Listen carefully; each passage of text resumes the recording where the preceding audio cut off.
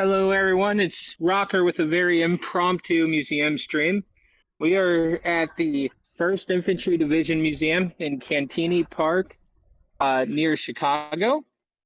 It is dedicated to the 1st Infantry Division. There are tanks over there. We'll get to them eventually, but the museum portion closes in less than an hour, so I want to get that done first. So it starts in this hallway here. We have a French artillery piece, much like the one that the 1st Infantry Division fired the first American shots of World War I with. It was fired actually at a church tower, I believe, because the Germans were using it as a spotting position for their artillery. So we came in and made a big entrance like Americans always do and decided, hey, let's blow up that church steeple. And does the quality look good in here? Yeah. Does the quality look good in here? The quality is great, yeah. Just give me two right. seconds. I just want to slightly turn you up. So the 1st Infantry Division was the first Army division founded around the start of World War I. It was the first. It's the oldest operating division in the United States Army, continuously operating. It's been going since 1917. So this story in the museum is going to spread from 1917 all the way up to modern day. There's various items that they would have carried to World War I with them. There's a flag here talking about all the battles they had. They were at Saint Michael, they were at Argonne, they were at Cantigny, they were at Lausanne. Like they were all of the major battlefields that America participated in World War I. 1st Infantry Division found their way there. Over here, obviously, the war did start in 1914, so they have some bits about other countries. We have a French soldier uniform here. If we come over here, German soldiers, American doughboys. We don't have any British uniforms that, as far as I can tell from what I saw. But this is the start of the war. This is America's finally entered. Here's what we're going to just jump right into. A very interesting thing to note right here. This gun was the first piece of captured equipment that the Americans took off of any Germans, because the German soldiers that used this gun tried raiding an American trench, and we stopped them and took this gun. So this is the first American captured piece of ordnance in World War I. I think that's a pretty crazy place to start this off with. Pretty crazy thing to start off with. Over here, we have an MG08. We have a, what's the German rifle? I can't remember the name of it. Oh, well. I think it was a Gewehr, right? That they used at the time. I'm not quite sure. The Gewehr 98, right? That's what it is. I think so. Yes. And then over here, it's a Gewehr 98. And then over here we have an American 1903 Springfield. If we come over here, we actually have a road sign from the town of Cantigny in France, from the town center. A lot of fighting took place in around Cantigny. The Americans had just arrived into the war months earlier, and this began in May, which I think was about 6 months after Americans arrived. And the fighting was, it was your standard trench warfare, World War I, but the pushes had just gotten more and more brutal as the war went on, as both sides were trying to gain at least some kind of ground before the end. This 1911, you can actually see these notches on the bottom there. Each one of those notches represents a German soldier he killed with that 1911, and there are 8 notches on there, and he would kill them in trench raids, much like that, which is just crazy to think about. Trench warfare is just some of the most insane, brutal warfare we've ever seen. I don't think World War II or any other war has really matched up to that.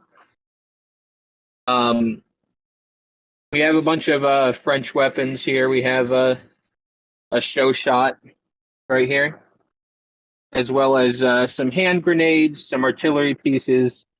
We have a German grenade mortar here as well. If we come through this trench here, we actually have a model of a Schneider tank above, actually. I forgot to show that, crossing the trench.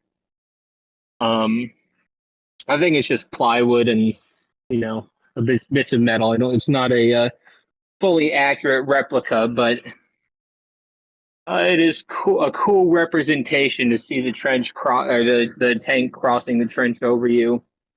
If we come over here, they have stories all throughout about various men in the 1st Infantry Division.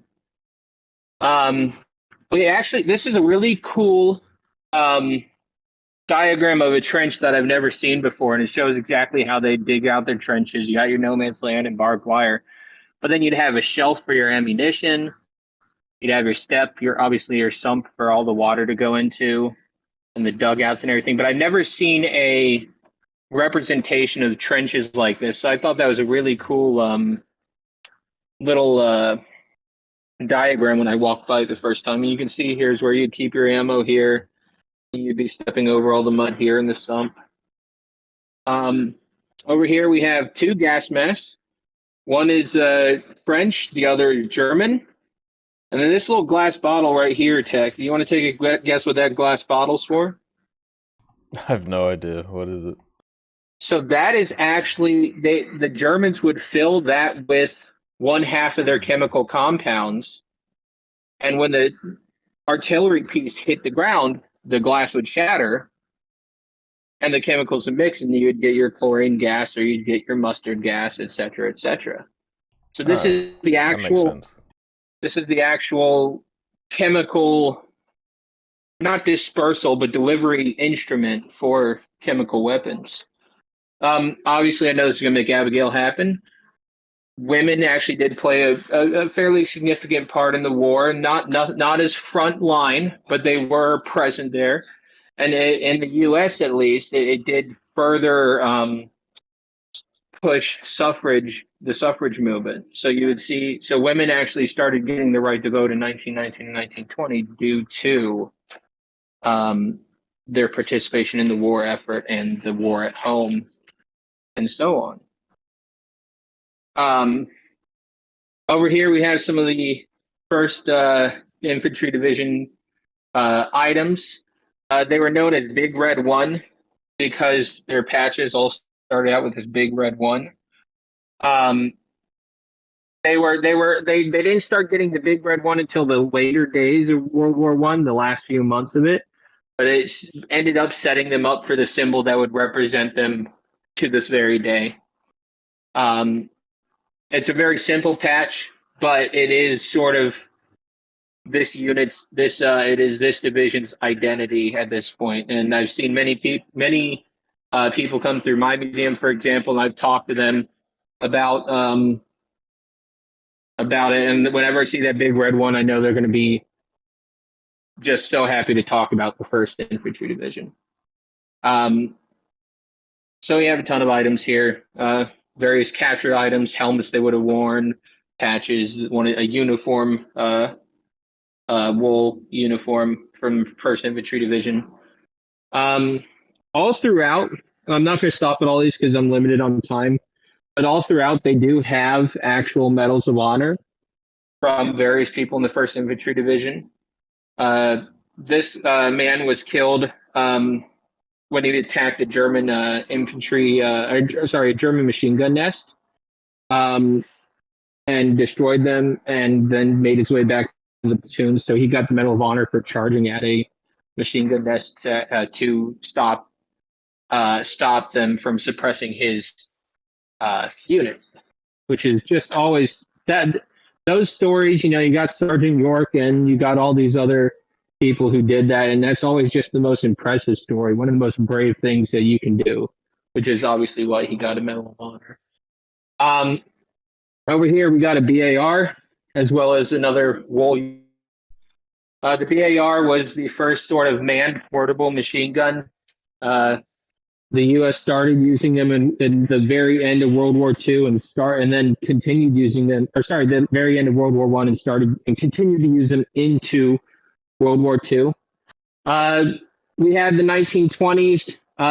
They switched uniforms to something more similar to what you'd see in the modern day. Hats became more standardized. You got a denim hat that soldiers would be issued as well, just for casual wear. And then you have the growing threat of the Reich. We have an SS helmet. We have a motorcycle helmet. This plate was actually handed out at one of many rallies that were held at Nuremberg. And it's just a crazy amount of stuff. Most of this was probably captured, I would assume. This is actually a banner that was used on a podium during a speech at Nuremberg that was then captured later in the war. I'm not going to show too much of it for Twitch reasons. Actually, we have a life jacket from the RMS Queen Mary here, which is the ship that transported the U.S. Infantry Division to Scotland, from New York to Scotland in World War I. Or World War II, sorry. I keep mixing them up because it's such a seamless transition. We have some interesting things from the African campaign, because the First Infantry Division landed there. They were the first in World War I. They were the first in World War II. We have an Africa Corps hat from the Waffen, or not the Waffen, why do I always German words? From the German army. We have a Nebel Warfare canister as well, various captured German items. This set of field glasses was actually used, was also taken from German soldiers in Africa. You can see then, the sort of kit that the Germans would have been using. Right here we have a MG, I think that's a 34, no, it's an MG, I think 15 actually. 15 or 17, I can never tell them apart. It's holding a grenade. We got the American with the 1903 over here. If we come through here, we actually have a uniform from a Free French Baumière. Probably pronouncing that wrong, but they were Moroccans who participated as Free French soldiers in North Africa and Sicily. They were sort of a guerrilla force. We have bedding that would have been used by the 1st Infantry Division, as well as weapons and helmets over here. We have an M1 helmet. You can see it has been shot through right here. We have a M1 Garand. We have an early Mark II fragmentation grenade, another 1911. We look over here. We have the plate off of a military fighting vehicle. They don't say which one. In France, we have a French, a Vichy French, not a Vichy French, but a French/German forces hat here. We have a Car 98 rifle, as well as a P38 pistol. This is actually really cool. This is the lighter of Theodore Dobel, who participated in the North African landings, Sicily landings, and Normandy landings. And he earned 4 silver stars, 2 bronze stars, and 5 purple hearts during those campaigns, which is, again, just an impressive amount of just impressive. That's all I can say. Actually going to walk through here a little bit more, show some more stuff while I wait for that video to play, because it's about the invasion of Normandy, and I'm not sure if it'll show, the audio will be that great. I'm worried about that, but also it's going to take a while to start. after North Africa, the First Division went on to participate in the invasion of Sicily. Yeah, I've moved it vertical just because it's uncomfortable to hold it horizontal with my case. But so they moved back to they actually, here's really cool. They have a copy of Dwight Eisenhower's soldiers, sailors, and airmen speech, which is really cool. Like an actual signed by him, handed out to the division. The one of, in my opinion, the most famous and amazing speeches ever written. Um, the Great Crusade. Yeah, I'm realizing it won't pick up the video, so I'll walk back here. Does anyone want me to go back on anything before the D-Day side of the exhibit opens up? Yeah, is there anything that you guys want to see again, or stuff like that? Anything that I went by too quickly, or so oh, far, it was an just, MG34. I was wrong. Oh, MG34. Fair enough. Yeah, I thought it was an MG15, but I don't know, from a weird angle. Plus, without I can never tell without the actual case, the magazine, and that's the only way I tell those German machine guns apart is the belt or the magazine. What is this, number 6? I want to find out what this is, but number 2, they don't really say. Is it number 2 or? No, it's not. I guess it's just a personal effects to be kept in there, but I mean, it looks like it was originally a like an artillery piece, like the artillery shell would be kept in there, but then it's got this dude's name written on it, so I'm assuming he did just requisitioned it to hold his craft. Was there a uniform for the women back there? Yeah. In the other area? Yeah. Can I have a look at that? Definitely. We'll look at that. Yeah, the uniform was pretty standard. I mean, it was a dress, but it's the vehicle that Rokker showed. I believe Rokker said it was probably made out of wood, and it was a replica. Yeah, basically. It's a replica. It's a replica of a Schneider tank. I don't even know if any Schneiders.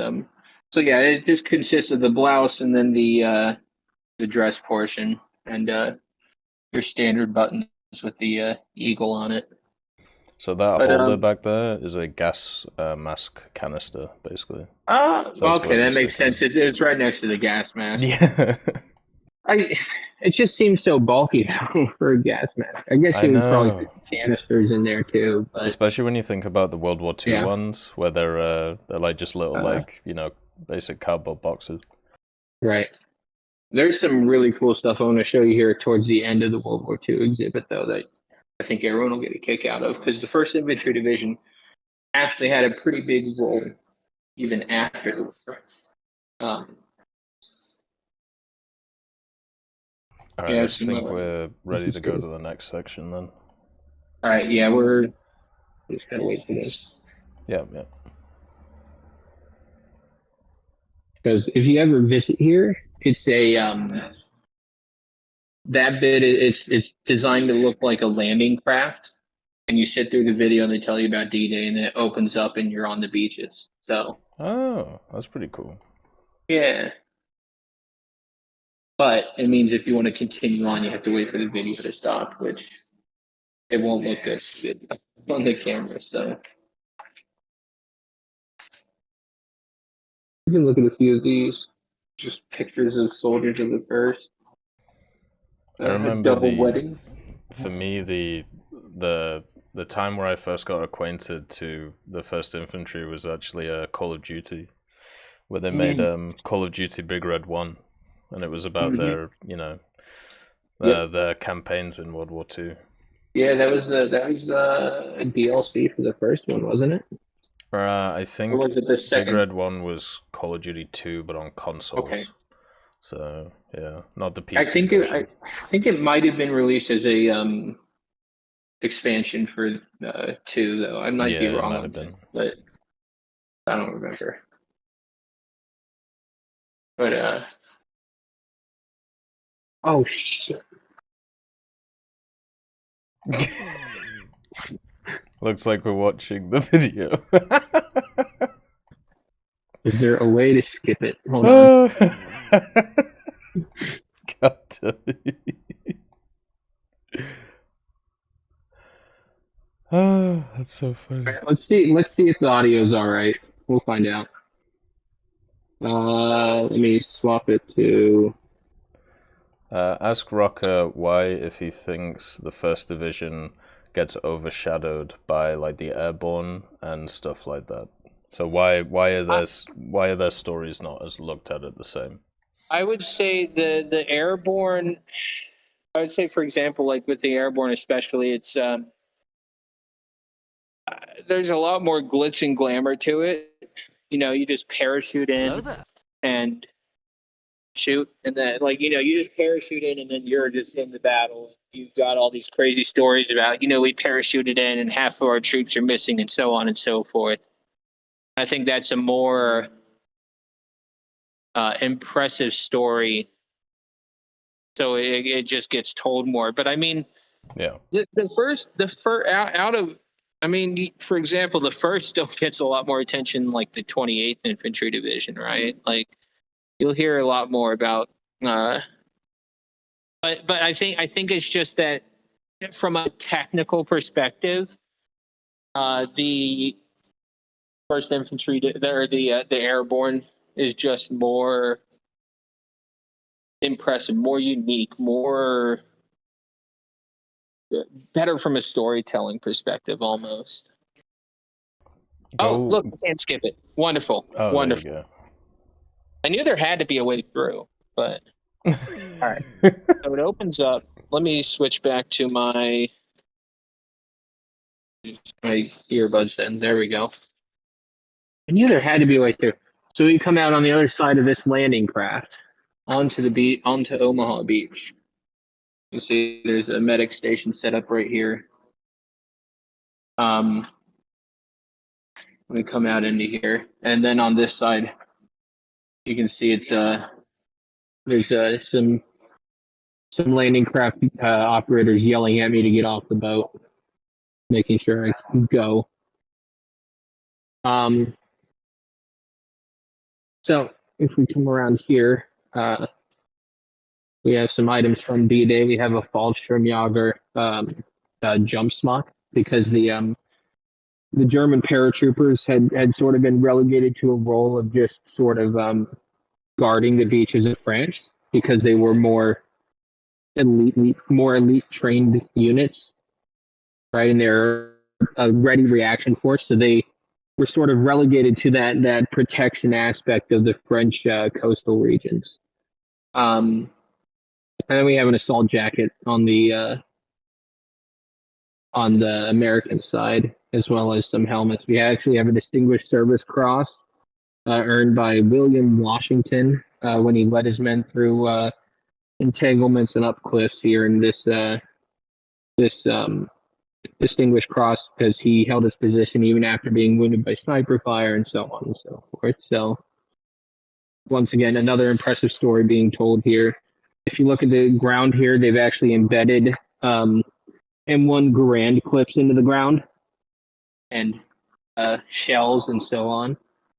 And they actually did, it looks like, put those into the concrete and then sand away the concrete, which is impressive. You got a dugout position here with, again, more M1 Garand clips, which is a really cool attention to detail. They actually have some barbed wire that was taken away from Normandy, which is pretty interesting. So you can see how the barbed wire would be laid up in this sort of almost picket fence-like layout, which is terrifying to think of. You know, picket fence of death, basically. But as everyone knows, Normandy they did succeed despite all the hardship, despite, having to make your way up tons and tons of sand like this, barbed wire like that, being fired at by machine guns. We succeeded. We were on the French land, and we weren't leaving. So Big Red 1 then pushed forward. We pushed on to Belgium. And we'll see here that we have a Sherman. I believe it's an M4A3 76. But someone can tell me if I'm right about that. I'm always bad at telling Shermans apart. There's a look at the suspension. I think that's an Easy 8, right? Or is that a... what do you think, Tech? I think it's an M4A376. Okay. Just based on the upper glacis, really. Right. Yeah, the only thing I can tell apart is A1s from non-A1s, right? Like the rounded. That's about where my knowledge of it ends. Someone will probably correct me in chat. They participated in the Battle of Hurtgen Forest, and here are items from the Battle of Hurtgen Forest. This is actually the handkerchief of someone who was kept in Stalag 6 after being captured in Hurtgen on November 28th of 44, and then he was freed April 12th of 45 by the 13th Armored Division. And you see, I don't know if it comes out too well. It's pretty lightly sketched onto there, but some really cool items from there. I mean, the German or the First Infantry was all over Belgium during that war. Here's what the American tanker kit looked like by then. This is the kit of one Alan Bud Spencer, who commanded a 745th tank, who commanded the 745th Tank Battalion during the Battle of Hurtgen Forest. German soldier would have been wearing this. He's got his MP40. He's got his standard German helmet. Mail from home. All sorts of letters, and you can come and read these if you're ever in the area. I can't really, take the time. I want to keep moving. This is actually really cool. This watch actually got busted up when it was hit by an artillery piece, and it probably saved that dude's life, if we're being honest. Now, the First Infantry Division did. They entered. They made their way to the Czech Republic, and they liberated a number of Holocaust camps, a lot of concentration camps at Falkenau and Zwoldau, and they experienced that firsthand. So they have footage from the First Infantry Division of burials they did there of arresting German soldiers and so on. And this is all shot by the First Infantry Division. I believe all of that can be found online, and it should be public material since it was shot by the military. But because of this, the First Infantry Division was picked to be guards during Nuremberg. So because of that, we actually have one of the doors from the prison at Nuremberg. I'd just like to thank Professor X 1718, Orange Tail, Sakoshi Tiger, BRFC 15, Teddy, John Ryman, Universe A, Eugens Terry, Ambrosius McClellan, Daniel Stanton, Martinez, B. Young, and then Kyle Kin, Barine, Lafouche, and also Samuel Slick for supporting the channel.